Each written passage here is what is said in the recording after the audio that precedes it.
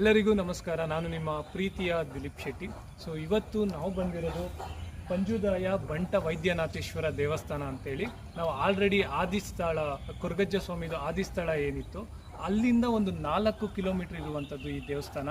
ಆ ದೇವಸ್ಥಾನದ ದರ್ಶನ ಮಾಡಿ ನಂತರ ಈ ದೇವಸ್ಥಾನಕ್ಕೆ ಬಂದಿದ್ದೀವಿ. ಇಲ್ಲಿನ ವಿಶೇಷತೆ ಏನಪ್ಪ ಅಂತ ಅಂದರೆ, ಕೊರಗಜ್ಜ ದೈವ ಇದ್ದಾರಲ್ಲ ಅವರ ಯಜಮಾನರು ಇವರು ಪಂಜುದಾಯ ಬಂಟ ವೈದ್ಯನಾಥೇಶ್ವರ ಅಂತೇಳಿ. ಹಾಗೆ ಕೊರಗಜ್ಜದ ದೇವಸ್ಥಾನಕ್ಕೆ ಏನು ಜಾಗ ಇದೆ ಆ ಜಾಗವನ್ನು ಕೊಟ್ಟಂಥ ದೈವವೇ ಈ ದೈವ ಅಂತ ಹೇಳ್ತಾರೆ. ಹಾಗಾಗಿ ಇದು ಕೊರಗಜ್ಜ ಅವರ ಯಜಮಾನದ ಒಂದು ದೇವಸ್ಥಾನ. ನೀವು ಕೂಡ ಬನ್ನಿ ಮತ್ತು ಈ ದೈವದ ಆಶೀರ್ವಾದನ ಕೂಡ ತೆಗೆದುಕೊಳ್ಳಿ ಅಂತ ಹೇಳ್ತಾ, ಇದು ಪಂಜುದಾಯ ದೇವಸ್ಥಾನಕ್ಕೆ ಹೋಗುವಂತಹ ಮಾರ್ಗ. ಆದಿಸ್ಥಳ ಕೊರಗಜ್ಜ ಸ್ವಾಮಿಯ ದೇವಸ್ಥಾನ ಏನಿದೆ ಅಲ್ಲಿಂದ ಸ್ವಲ್ಪ ಮುಂದೆ ಒಂದು 4-5 ಕಿಲೋಮೀಟರ್ ಈ ಮಾರ್ಗವಾಗಿ ಹೋದರೆ ಪಂಜುದಾಯ ದೇವಸ್ಥಾನ ಸಿಗುತ್ತೆ.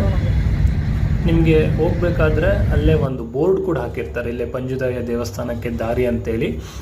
ಅದು ಯಾವ್ದು ರೀತಿ ಡೈರೆಕ್ಷನ್ ತೋರಿಸಿರುತ್ತೆ ಅದೇ ಡೈರೆಕ್ಷನಲ್ಲಿ ಕಂಟಿನ್ಯೂ ಮಾಡಬೇಕು.